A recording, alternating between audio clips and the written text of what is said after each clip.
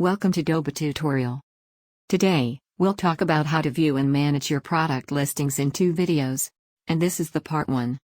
First, please log into your retailer account. Click My Products on the left navigation pane, then click Listings. Only the products listed using the List a Store option will appear on the listings page. Manually downloaded and listed products won't be shown here. Now, let's take a look at the page first. On the top, you will find the total number of products you had listed to all the connected stores, and the total number of products you're allowed to list. Here you can see, unlimited, because it's an enterprise plan. If you're on business plan, you can list up to 2,000 products in total. And you can list 500 products totally, if you are a startup plan subscriber. Here, you can choose to view the listings from a certain store you have connected to Doba. Once a supplier updates a product, the respective listing in your store will be automatically updated as well.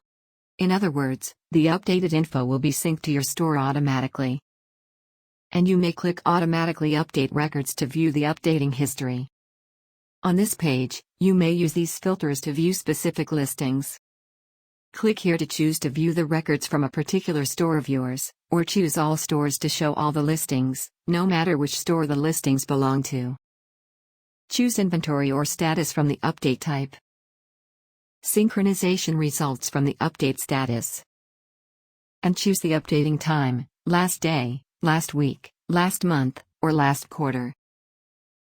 Or you may enter a keyword to search the listing by item number or store SKU.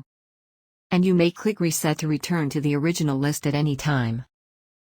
Now, let's return to the listings page.